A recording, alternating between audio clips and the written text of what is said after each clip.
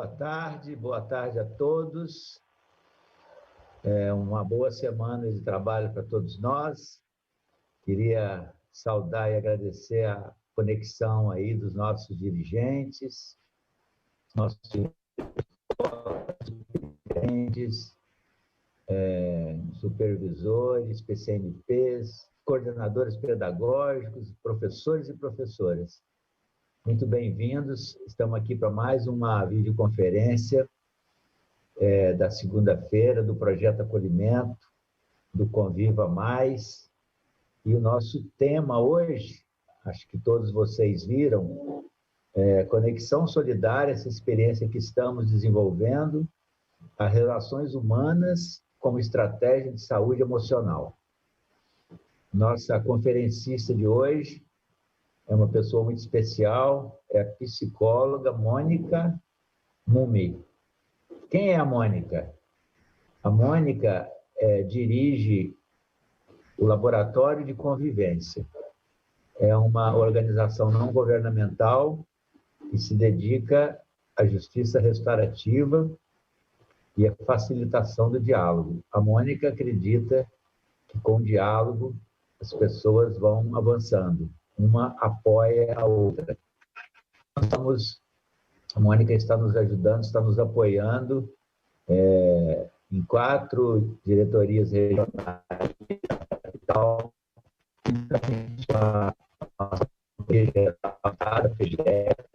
com justiça restaurativa no âmbito das regionais. O objetivo é que a gente consiga resolver nossas relações de uma forma mais inteligente do que fazendo processo administrativo disciplinar, né? Não deixando nada embaixo do tapete, mas também abrir processo, de fazer apuração, né? Procurando, com diálogo, resolver de forma mais eficaz as relações que nós estabelecemos nas escolas e nas diretorias. Então, a Mônica traz essa experiência, diretora do Laboratório de Convivência, formadora em Justiça Restaurativa e Facilitação de Diálogos. Há 22 anos atua na construção de projetos, programas e políticas públicas que visam desenvolver a convivência, relações justas, dialógicas e colaborativas. Esse é o perfil da Mônica, que é a nossa convidada de hoje, para um bate-papo aqui, né? Eu vou começar as provocações para a fala dela, e como vocês já sabem, o chat está aberto, vocês vão fazendo as perguntas aí, vão fazendo os comentários. A Michelle está nos ajudando lá a selecionar as perguntas, a identificar as preocupações de vocês, para que a gente possa, em tempo real, ir passando para a Mônica, para que a fala dela seja bem ajustada às preocupações que vocês têm, né? E aí, Mônica, eu queria começar te falando o seguinte. Eu sou uma pessoa do século XX, né? Então, eu digo assim, quando eu faço uma comparação do século XXI com o século XX, caramba, esse século XXI está muito diferente, né? É um século de muita mudança, né? Muita mudança. Parece que em 20 anos, 30 anos, a gente transformou tudo, né? Para quem viveu lá no outro século, não precisa ter vivido muito lá, não. Quem viveu nos anos 80 do século passado, início dos 90, eu me lembro que a internet se propagou mesmo no meados da década de 90, né? Os telefones celulares chegaram no Brasil ali no início, né, da década de 90, mas não era celular digital. Enfim, tem muita mudança aí. E, claro, essas mudanças todas mexem com cada um de nós, né?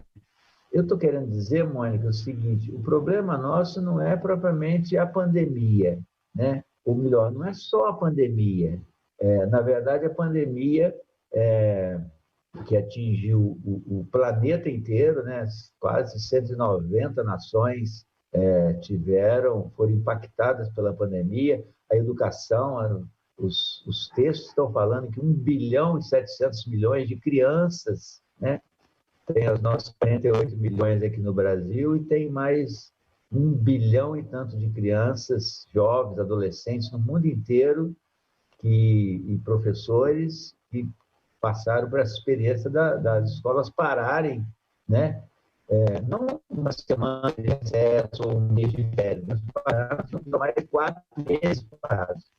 Então, assim, tem um processo estudante, né, do século XXI, sobretudo, né, disso que nós estamos usando aqui, a tecnologia, que impacta todas as atividades humanas, impacta o ser humano, né, as comunicações ficam mais intensas, nada mais é como era antes, tudo muda, né? Aumenta a nossa insegurança, você não consegue entender exatamente para onde o mundo vai. Enfim, tudo isso vai nos fragilizando. Mas eu quero dizer isso, antes da pandemia, a gente já tinha, né, esse ambiente de muita mudança. E a pandemia introduziu um elemento mais assim abruptamente, né? As escolas pararam, foi decidido numa sexta-feira e na segunda né, sem ser logo a segunda imediata, na outra todas as crianças estavam em casa e os professores. E nós estamos vivendo isso, né? E você deve ter acompanhado desde o início a palavra do secretário Rosselli, a nossa palavra sempre foi: nós não podemos, em pandemia, nós não podemos abandonar as crianças. Aí nós fomos para essa experiência absolutamente diferente, né? Para as crianças, para as famílias, para os professores, da educação remota, né? As crianças em casa, os professores em casa, centro de mídias que a gente não tinha, tivemos que construir, e isso tudo para atender as crianças, não deixar as crianças, né, na convivência familiar, totalmente privadas da aprendizagem, do seu desenvolvimento.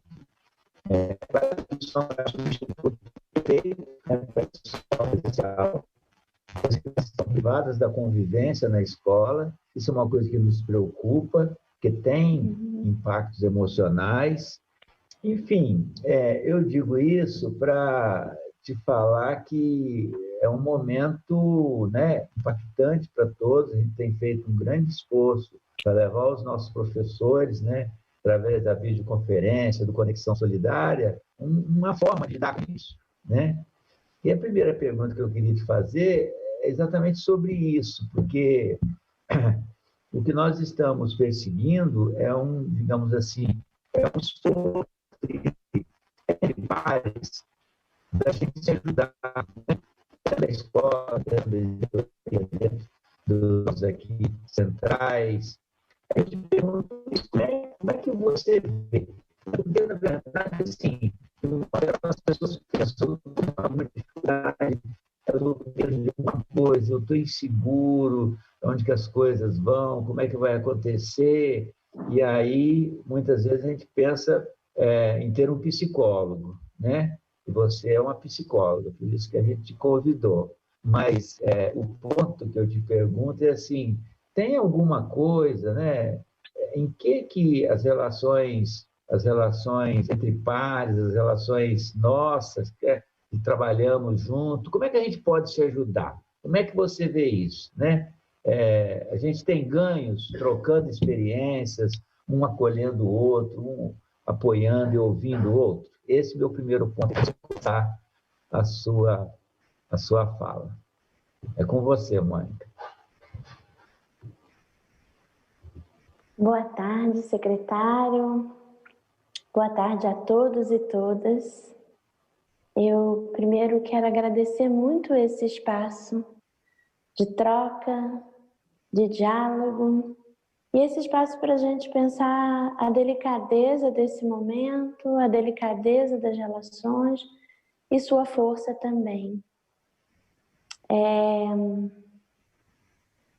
Acho que o primeiro ponto, secretário, que você joga à luz é a questão da comunicação, né? A tecnologia já está presente em entrelaçando a comunicação. Há muito tempo, há mais tempo do que esse momento que a gente vive, que é tão desafiador, que nos coloca no limite e nos extremos.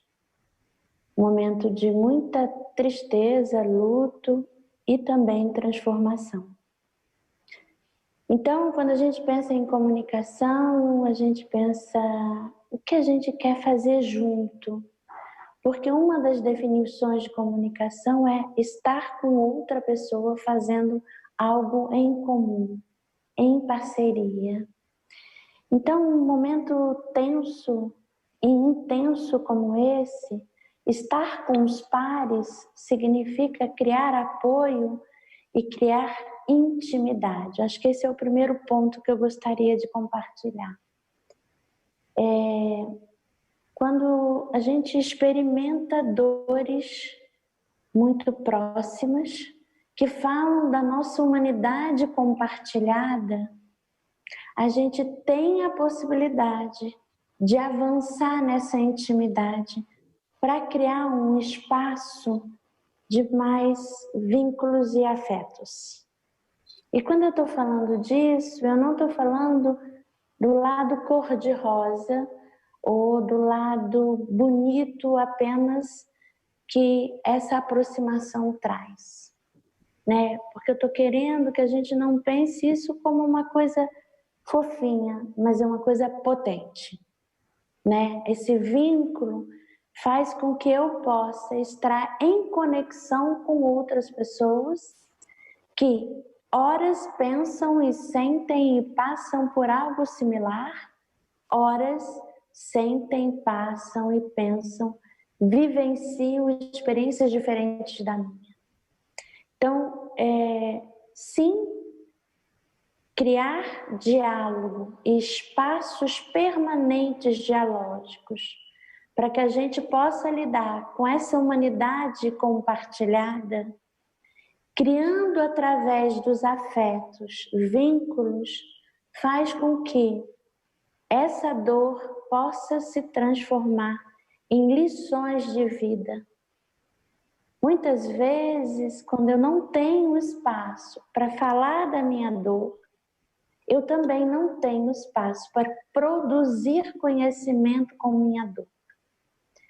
E como muito bem o senhor colocou, as escolas precisaram se transformar da noite para o dia praticamente.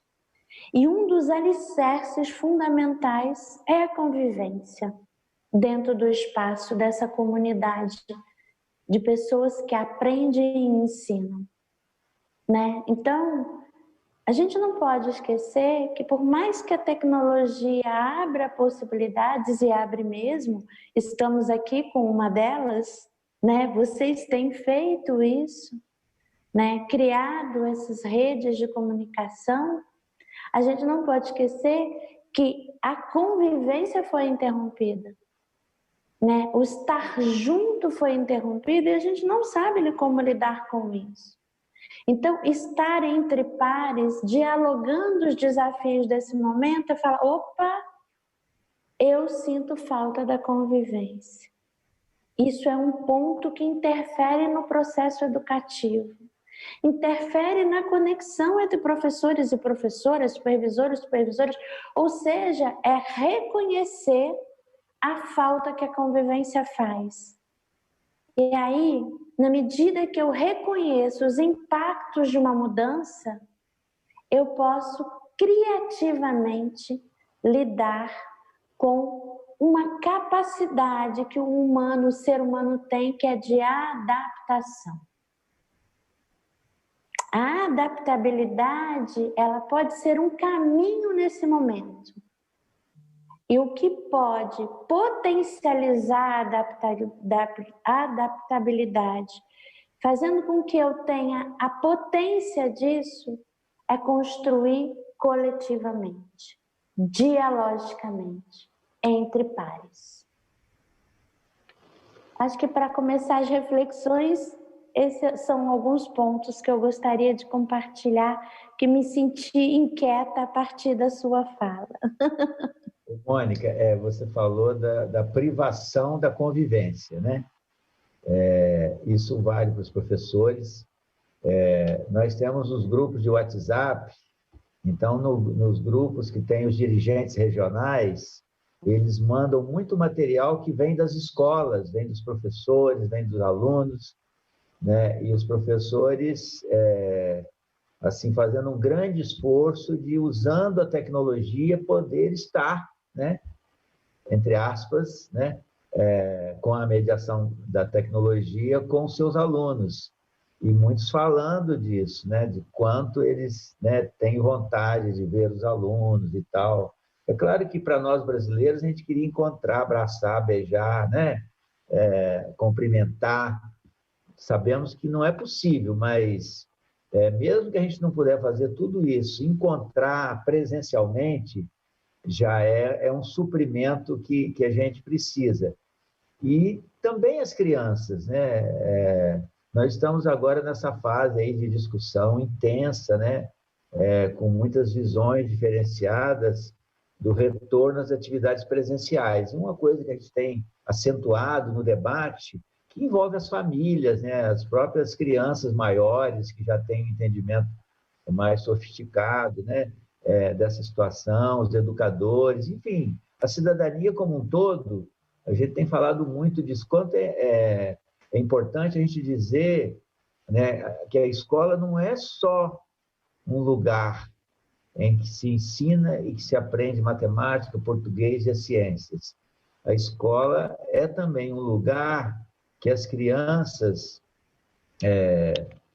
convivem com os outros, principalmente convivem com os diferentes, sobretudo na escola pública, né, que nós temos todas as diferenças que a sociedade tem estão presentes.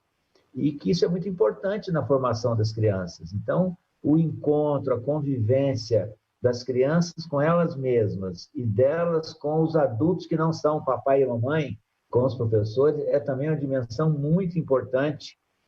Então, nós temos sempre chamado a atenção disso, né?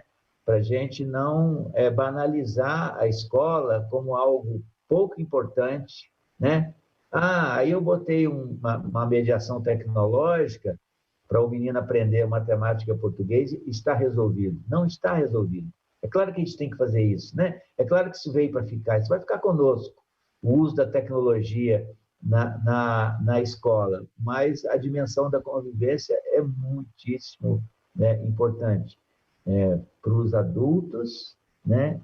E talvez principalmente para as crianças, né? Essa é uma dimensão muito importante. E aí, Mônica, eu queria te perguntar, assim, na sequência, perguntar assim, nessa conjuntura de tanta mudança, né, de tanta coisa que a gente não estava acostumado, dizer, nós falamos da importância da convivência, da comunicação, né, entre as pessoas. Mas eu queria que você falasse um pouco também da importância que tem do cuidado nosso conosco mesmo, né? Assim, eu me recordo que no início os professores reclamavam muito que eles não estavam dando conta e tal, e a gente entendia isso, né? Porque o menino mandava mensagem de madrugada perguntando coisa, e o secretário Rosselli, nas várias lives que ele fez, ele falava, professora, você tem que botar um momento de início da sua atividade, um momento de final, você tem que fazer os combinados com as crianças. Então, assim, aí a gente vai para o campo da gente cuidar da gente mesmo, né? Da gente buscar um equilíbrio. Eu queria que você comentasse também esse ponto, né? Você falou das nossas convivências e agora qual é a importância do cuidado pessoal da gente com a gente mesmo? Eu diria que esse é o ponto central. Quando a gente está falando de convivência, quando a gente está falando de humanidades compartilhadas, lições, dores e transformações. Acho fundamental que os professores e professoras sejam acolhidos e acolhidas nesse desafio, porque tem sido bastante complexo isso, né? É uma nova rotina, são muitas descobertas, é a angústia de não estar presencialmente, nesse toque, nesse olhar, nada como o contato, né? A vibração de estar junto, e o professor e a professora vive isso na sua forma de ensinar. Eu sou professora, né? A gente estabelece afetos e vínculos, como eu falava antes. Então, como apoiar e acolher essa transição e contribuir para que professores e professoras possam ter um espaço realmente para se cuidar e não ir atendendo às demandas e achando que está fazendo pouco. Acho que essa é a primeira coisa que eu gostaria muito de falar para os professores e professoras que eu tenho acompanhado no Brasil como um todo, nas trocas, nos diálogos, nas rodas, nesse espaço de acolhimento. A gente está fazendo o máximo que pode, diante de tanta incerteza e a necessidade de inventar e reinventar permanentemente, porque uma coisa que está funcionando talvez hoje, amanhã a gente tenha que ver uma outra forma, é a questão da adaptabilidade. Então, se cuidar talvez seja dizer, opa, é o que eu posso fazer nesse momento. E aí tem para mim, secretário, um ponto que esse momento tem me trazido como uma reflexão, que tem uma revolução em curso que precisa ser feita, que é a revolução do sentir, do aprender a sentir. Cuidado, autocuidado tem a ver com reconhecer a minha emoção. E eu não sei se nós fomos preparados e preparadas para isso. Isso nos coloca numa condição de autoobservação, de autoconhecimento. Quem eu sou, o que eu quero, o que eu preciso, quais são os meus limites com as minhas potências e minhas vulnerabilidades. Né? Se cuidar passa por sair de um paradigma de culpa, de que a gente nunca dá conta de tudo, para um paradigma de se auto-observar e conseguir aprender a conviver consigo. E eu acho que essa não é uma tarefa fácil. Ela é uma tarefa complexa, que tem horas que nos coloca eu comigo mesma, mas tem horas que eu preciso estar compartilhando isso com os meus pares, ou talvez com quem está superior a mim, como uma chefia, por exemplo. Essa é uma onda de reconexão, de estabelecer outros paradigmas, né? Como é fundamental eu contar como eu estou me sentindo nesse momento para eu mesma me escutar. E eu percebo, porque eu trabalho com relações há muitos anos, que durante muito tempo, ser um bom profissional, por exemplo, ou uma boa profissional, era não falar da sua vulnerabilidade. Era não trazer sua emoção. E isso endurece o ser humano, desconecta ele das melhores coisas e daquelas que ele precisa transformar e curar. E quando eu começo a me conectar com isso, secretário, eu posso escutar a dor do outro, porque eu também estou escutando a minha. Sem um julgamento permanente de que eu sou, que eu não tenho sucesso, que eu sou fraca, que eu não dou conta. Então, quando a gente está falando de construir vínculos, são vínculos com a nossa humanidade. E a nossa humanidade tem muitas facetas e há uma complexidade. Então, se cuidar, se acolher e se recolher, botar limite, começar a dizer, opa, peraí, só que isso não pode ser feito sozinha e sozinho. Porque senão eu vou lá na escola, numa reunião, conto o que eu sinto e recebo muitas críticas e julgamentos. E em vez disso, me conectar com essa coletividade, ou o aluno ou a aluna fazer isso vai me afastar. Então a gente está diante dessa revolução do sentir, que nos convida a construir novos repertórios de convivência. E aí fica para mim, ficam duas palavras que podem nos ajudar muito nessa construção de intimidade e de vínculos, que é vulnerabilidade e potência. Quais são nossas vulnerabilidades? Quais são nossas potências? E a partir delas, o que eu posso construir? Passo o bastão. Muito bacana, Mônica. Nossa, profunda. Porque, assim, nós estamos agora com quase 7.000 pessoas, tá? Que bom, que bom. Acontece também que uns vão chegando, aí vão vendo, aí o assunto vai interessando e vão chamando outros, né? Mas você traz para nós uma reflexão muito importante, porque quando a gente faz uma vídeo como essa, quando o secretário vem também para o centro de mídias e abre o microfone com os professores, né? Os professores, claro, estão cansados, né? Não é fácil você se reinventar, né? É cansaço físico, é cansaço mental, né? Mas a gente tem muito falado para eles de quanto eles são capazes, né? A gente tem poder, né? Às vezes, aí você toca num ponto que parece assim, ó, a gente não tem consciência, né, do quanto a gente é capaz, né? Às vezes a gente se perde né, com as mudanças, né? E nós não podemos perder o controle. Eu tenho falado, Mônica, porque a gente vive sempre com muita gente, na educação é sempre gente, gente, gente.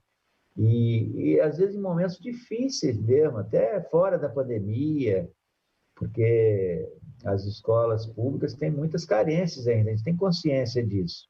O professor às vezes trabalha em condição muito adversa, mas eu tenho falado para eles assim que a nossa missão de educador nos exige um pouco disso que você falou, né? Que a gente cada vez se conheça melhor, que a gente consiga, né, se cuidar.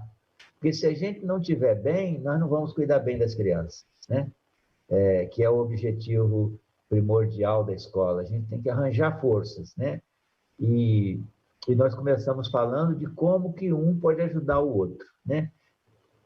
Nessa ajuda, quer dizer, quando eu me disponho, ou quando um professor se dispõe a apoiar o outro, ajudar o outro, a socorrer o outro, ele ganha com isso? Como é que é isso? Ele só dá ou ele ganha também? Qual a análise que você faz disso? Porque acho que isso é importante, né?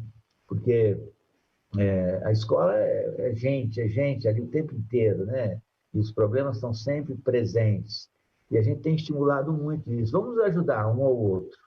Mas aí eu te pergunto, quando eu estou ajudando, claro que eu estou ajudando, mas o que isso impacta de quem está ajudando? A ajuda que eu dou, como é que ela impacta em mim? Essa pergunta. Ótima pergunta. Eu trabalho, como o senhor apresentou no início, com justiça restaurativa há muitos anos. E ela tem alguns princípios muito nobres. Um deles é olhar a justiça à luz dela como um valor humano.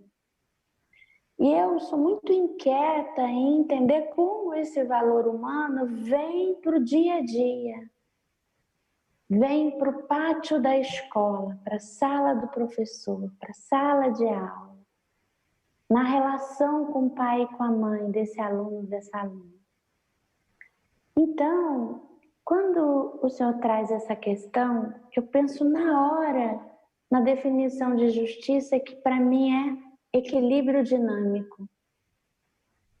São relações baseadas na possibilidade de eu construir equilíbrios dinâmicos, ou seja, dar e receber.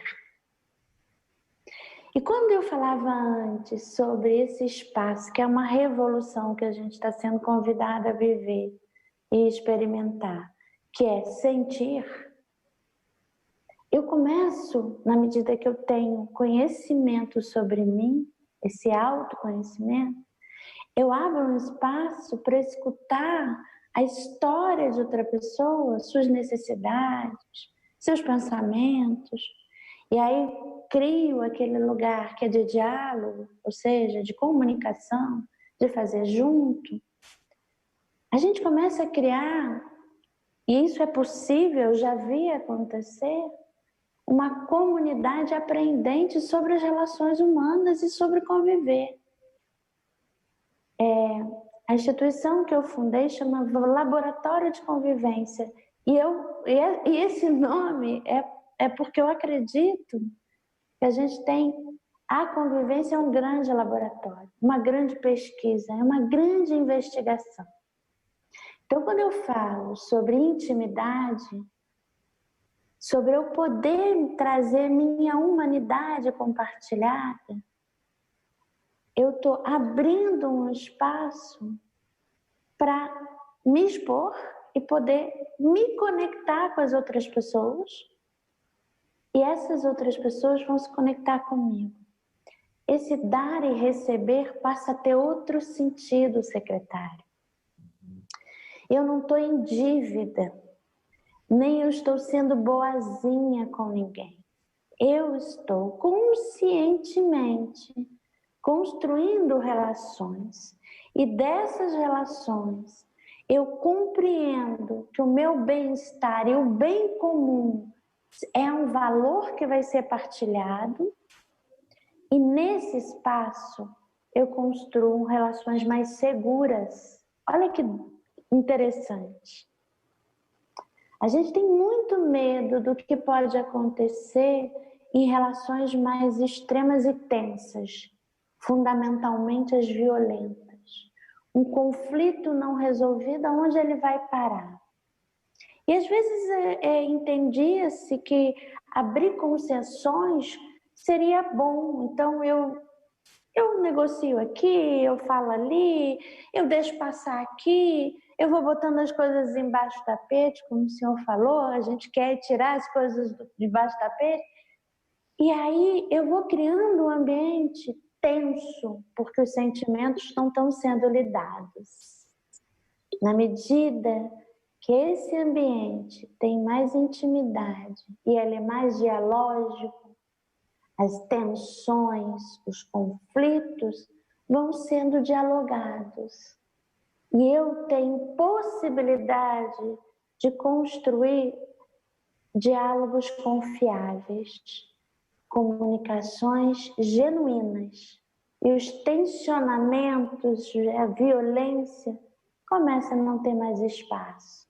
Então, esse dar e receber é sempre uma construção de um ambiente mais seguro, mais harmônico e mais verdadeiro.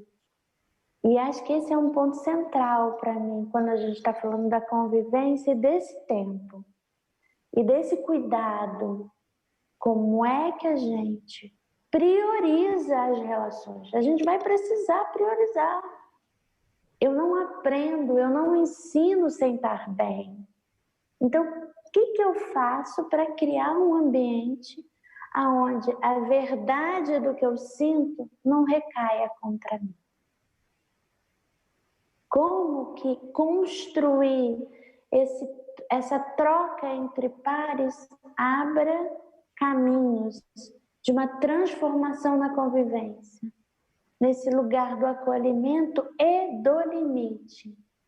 Então, tudo isso, para mim, se constrói na hora que eu estou me abrindo e recebendo. Abrindo para dar e abrindo para receber. Nossa, muito, muito bonito sua fala aí, muito estimulante. E você falando aí, eu me lembrando aqui, Mônica, há um pouco mais de um ano atrás, que nós começamos a construir o Conviva, né? Que é programa de melhoria da convivência e da proteção escolar, né? Era assim, o estímulo inicial era muito a partir de uma preocupação do que acontecia na escola, do que a mídia e as pessoas falavam de violência na escola, mas devagarzinho nós fomos chegando, fomos nos afastando desse conceito genérico, que não é propriamente verdadeiro, de violência, né?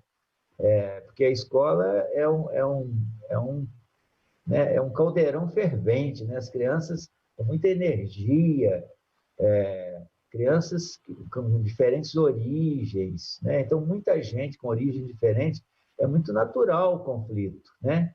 Que haja conflitos, que haja visões diferentes. E essa é a riqueza da escola, essa é a riqueza do conhecimento. Mas, às vezes, falta a visão complementar para transformar isso numa potência, né? Transformadora, positivamente falando. E aí que a gente chegou nessa ideia de programa de melhoria da convivência e da proteção escolar, que gerou o Conviva e que acabou nos trazendo a isso que nós estamos chamando de programa de acolhimento, Conviva Mais. Aí muito mais focado nas relações dos professores, né, dos adultos que estão no sistema escolar. E você traz aí para nós assim reflexões muito profundas, né, de como é que a gente pode driblar essa coisa mal resolvida, né, com autoconhecimento, né, com uma disposição de diálogo, né, de busca da justiça, né, a gente contornar a corda esticada, né?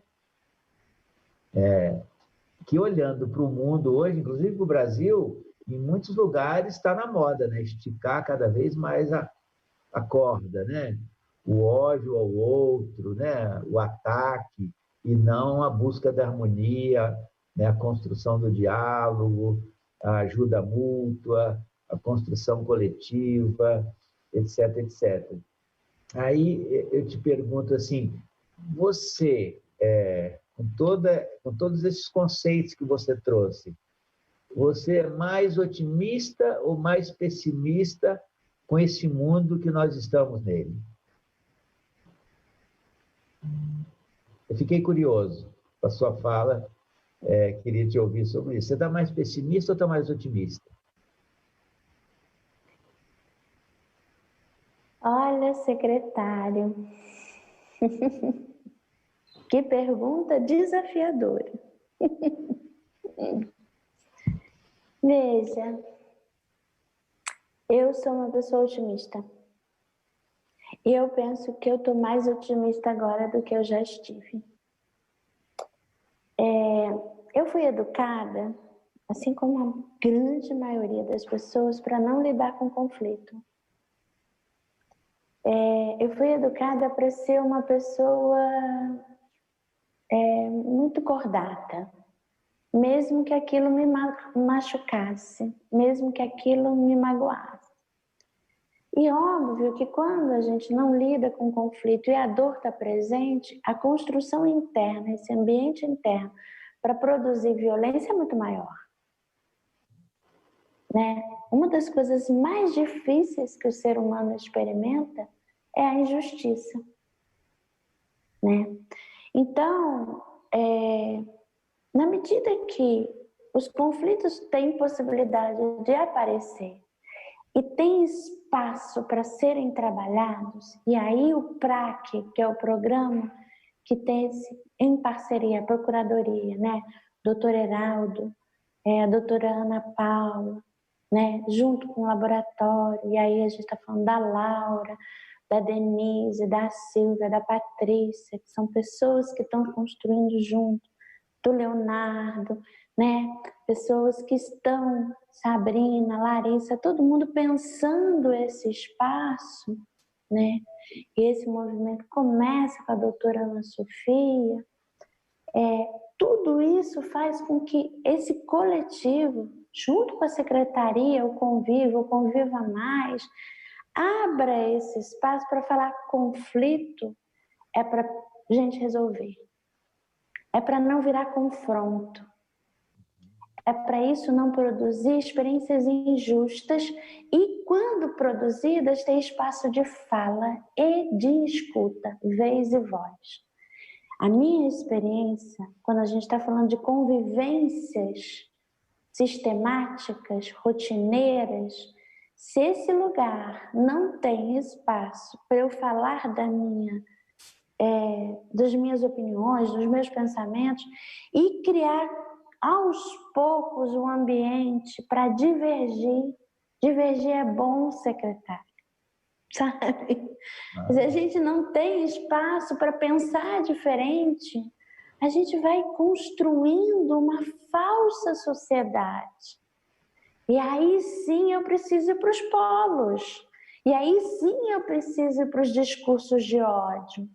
Porque eu não pertenço, eu não faço parte. E isso dentro da comunidade escolar, e a gente está falando de uma micro-sociedade quando fala da comunidade escolar. Vamos fazer isso, vamos criar esse espaço. E olha, secretário, eu fui professora há muitos anos. Ser professora, e o senhor sabe disso tão bem quanto eu, é um espaço solitário às vezes.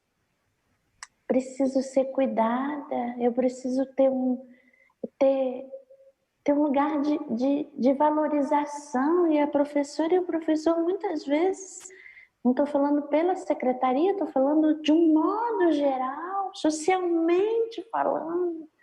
Então, eu sou esperançosa na medida que eu vejo que a gente está dando prioridade para o cuidado, para a escuta, para o reconhecimento do conflito, para a emoção que foi esquecida e precisou ser engessada para eu caber dentro de uma produtividade que não tem nada de humana.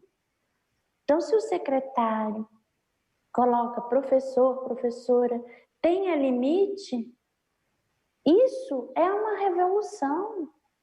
Tenha limite, cuide-se. Isso precisa ser a base de uma sociedade. Então, quando vem o extremismo dos discursos de ódio, quando vem o extremismo da violência, a gente precisa pensar como é que a gente chegou nisso. O que é que está atrás disso? Marshall Rosenberg, que é um psicólogo que trouxe a comunicação não violenta com muita sabedoria para a gente pensar nas relações, diz: violência é um pedido desesperado e atrapalhado de ajuda. Então, se eu começo a lidar com conflito, talvez eu não precise chegar à violência. Legal. Eu queria te perguntar o seguinte, o conhecimento hoje, ele é produzido numa velocidade, num volume, como nunca na história da humanidade, né? Qualquer coisa que você queira saber, você não precisa de ir muito longe, é só pegar um smartphone e botar lá no Google, que ele se traz, né, muito conhecimento. Mas também a experiência, a vivência do ser humano, né, seja na família, seja no trabalho, mas eu queria focar aqui principalmente no trabalho, cada vez mais é valorizado, né? Assim, por exemplo, quando eu penso nos professores, quer dizer, o professor tem uma turma ali de 30 ou 40 alunos, né? Cada um é um, né? Cada um, a educação está passando, está caminhando nessa direção de ser uma educação cada vez mais personalizada, né? E o professor, a cada ano, ele renova os alunos, né? Muda o rostinho, né? Muda a carinha, né? Vem outra turma. Então, essa experiência, essa vivência do professor com os alunos, e isso reflete no sistema inteiro, né? Porque nós que estamos na gestão também nos órgãos centrais, a gente é impactado por isso, a regional. Aí, o ponto que eu queria trazer para você é o seguinte, eu já há anos, quando eu tive contato com a ideia, com o conceito de comunidade de práticas, né? Isso há 30 anos atrás era assim, era uma invençãozinha e tal, né? Mas isso eu acho que vem crescendo. Aí eu te pergunto, que importância você vê nisso, né? Assim, cada um desenvolve uma experiência, uma vivência, isso é cumulativo, né? As crianças hoje, as crianças não são mais padronizadas, se é que algum dia foram, né? Mas cada vez as crianças são mais, cada um é um, né? Então, essa ideia de ter comunidade de prática, né? de compartilhar para além do teórico, né, das práticas, qual que é a importância que isso tem, eu diria assim, no mundo hoje das organizações, né? Não estou falando pública, privada, estou falando de organizações mesmo, porque as empresas também estão sendo impactadas com isso, né? Eu vi 2 semanas atrás uma live com uma executiva de uma multinacional, a SAP, que é uma grande multinacional do software, né, para a área empresarial, e ela dizendo como é que ela mudou completamente de uma pessoa que só pensava na meta, no resultado, que ela continua pensando, que ela persegue aquilo, mas, ao mesmo tempo, ela se humanizou mais, ela se abriu, né, para, né, uma série de outras atividades com o pessoal que trabalha na organização, valorizando muito mais do que ela valorizava antes, a pessoa em si, cada ser humano que está ali cumprindo, né, com a sua parte para um resultado, que no nosso caso da educação é a aprendizagem das crianças. Como é que você vê isso?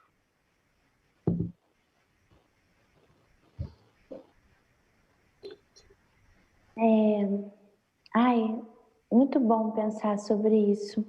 Muito bom ter espaço para a gente trocar sobre isso.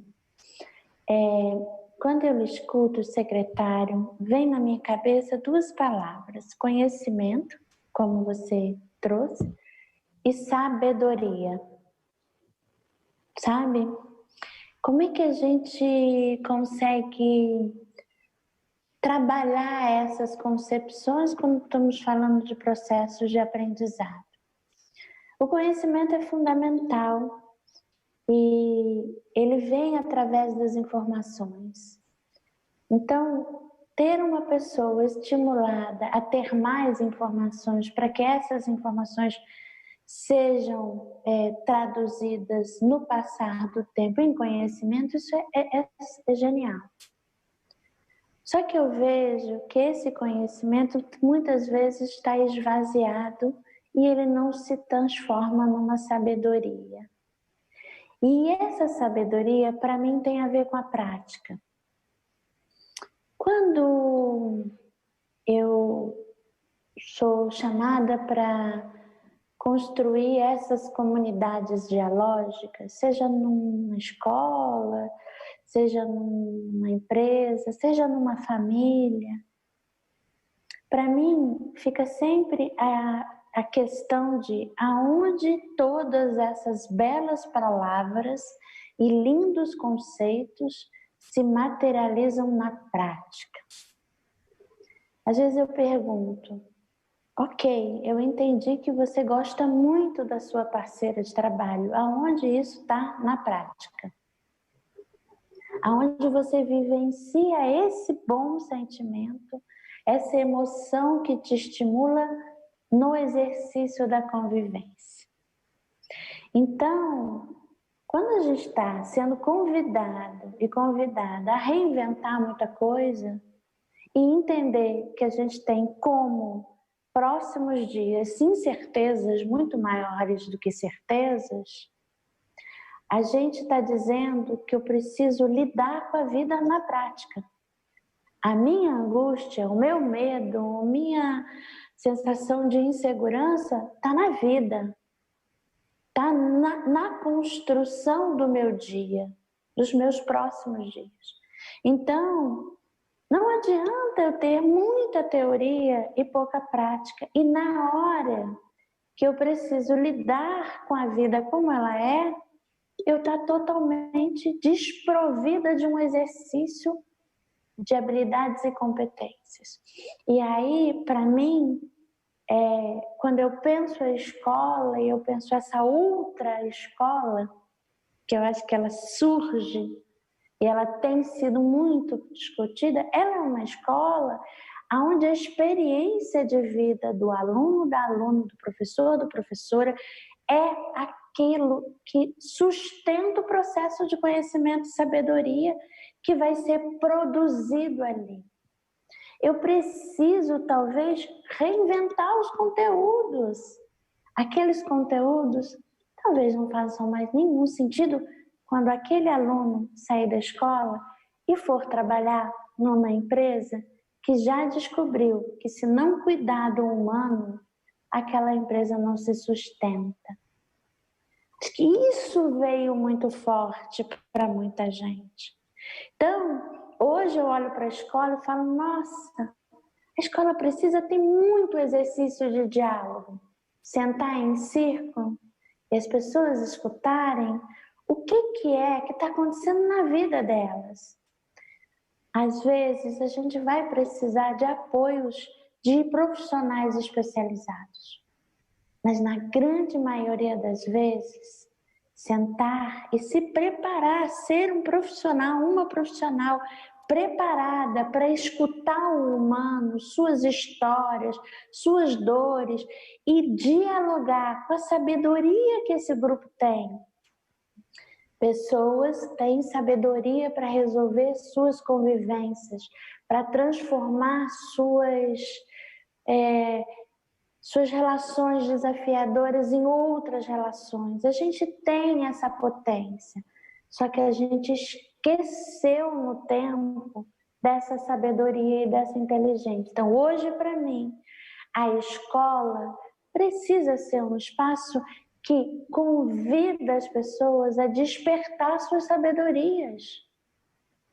Como é que você, aluno, vai resolver esse problema? Vamos pensar aqui junto. Como é que a gente vai construir coletivamente uma solução para uma aluna, por exemplo, que não está podendo fazer a prova em tal dia?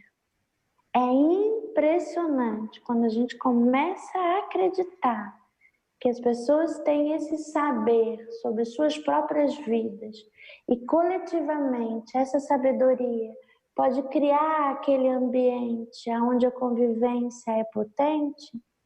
Como a gente vai trabalhar o conhecimento, mas nunca mais deixar de acreditar na potência que é a experiência que cada um e cada uma tem.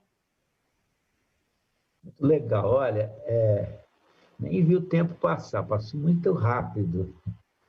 Nós estamos chegando no finalzinho, às 2 horas tem aula no Centro de Mídias, Mônica, mas eu queria te fazer uma pergunta, daí 2 minutinhos para você responder, que é o seguinte: você conhece, você já viu, Michele já te falou, a nossa experiência que nós estamos chamando de conexão solidária, né?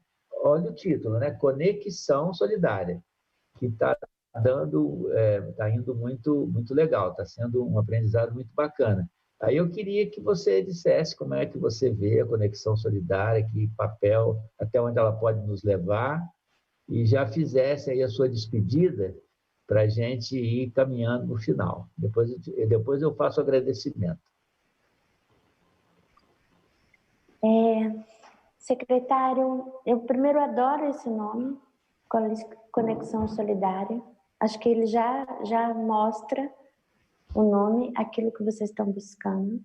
Sim, conversei com Michele. Michele me compartilhou a excelente iniciativa que vocês tiveram de falar, opa, precisamos garantir um tempo para as pessoas se conectarem através do que estão sentindo e vivendo, não através das tarefas e os compromissos profissionais. Eu desejo que o Conexão Solidária permaneça, que a Secretaria possa aumentar cada vez mais esse espaço, porque isso de forma nenhuma é perda de tempo, pelo contrário, é ganhar espaço interno para as pessoas poderem se fortalecer e, caso seja necessário, se ter encaminhamentos diferentes, porque o humano, ele tem essa sabedoria e ele pode dizer: eu posso seguir por aqui, eu preciso ajuda aqui, eu preciso apoio ali, isso aqui pode ser excelente para eu transformar, por exemplo, uma convivência na sala de aula que está extremamente desafiadora num espaço de muita potência e criação de novos repertórios. Então, esse espaço do Conexão Solidária é o exercício da nossa humanidade. E eu espero que a Secretaria aumente isso, como já disse antes, para que isso seja legitimado e que esteja em todas as escolas com os profissionais formados para isso, preparados para isso. Eu agradeço muito esse espaço, secretário. Desejo ter contribuído um pouco com esse diálogo. Eu agradeço muito a Michele, aos parceiros e parceiras na construção dessas possibilidades da gente entender o que a gente precisa mudar. O senhor começou sua fala hoje falando das mudanças e eu quero muito que coletivamente a gente aprenda quais são os novos paradigmas que baseiam a nossa convivência. Muito grata ao senhor e toda a audiência, as pessoas que estiveram com a gente aqui. Nossa, muito bom. Muito obrigado, Mônica. Tivemos quase 7.000 pessoas conectadas. O número foi crescendo. Muitos elogios aqui a sua fala, sua reflexão densa, né? Acho que atendeu perfeitamente a expectativa das pessoas. Você fica convidada desde já para uma volta aí, a combinar e dizer que eu anotei aqui, pela Conexão Solidária, é o exercício, né, da nossa humanidade. Gostei muito dessa frase, anotei aqui, vou guardar para o nosso, né? A gente vai dando existência, né, ao Conexão Solidária. Fica aqui, então, a sua frase. Então, agradeço muito, agradeço a todos que estiverem conosco. É uma jornada diferente, mas eu acho, Mônica, você falou uma coisa muito importante. Acho que todos nós, né, estamos aprendendo na prática como é viver em um momento em que nada se sustenta por muito tempo, né? E tudo muda, e a gente tem que se reinventar. Então, quando os professores, às vezes, nas nossas lives, com os secretários, reclamam, nós estamos cansados, eu estou com muita dificuldade e tal, mas é verdade, a gente acolhe, porque, de fato, é o que eles estão sentindo, mas eles estão também, por essas dificuldades, se transformando, né? Se acostumando com lidar com esse mundo que alguém já disse, né? Já morreu lá o Bauman, disse que é líquido, né? E as crianças já vêm com esse DNA, né, de mudança, de querer algo novo, etc, etc. Então, olha, muitíssimo obrigado, muito boa a sua reflexão, pode ter certeza que nos ajudou muito, né, nesse momento que nós estamos passando, e fica o convite, né? Agradeço a todos, uma boa tarde, uma boa semana de trabalho para todo mundo, até a próxima segunda. Tchau, tchau.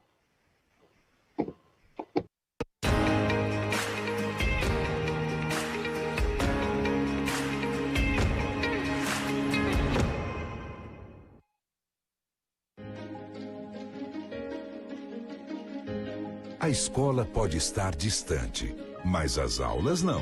Por isso, o governo de São Paulo criou um aplicativo online de aulas com chats para todos os estudantes da rede pública de ensino durante a quarentena. O acesso à internet é gratuito e você ainda pode assistir às aulas ao vivo nos canais digitais da TV Cultura. Baixe o aplicativo e estude.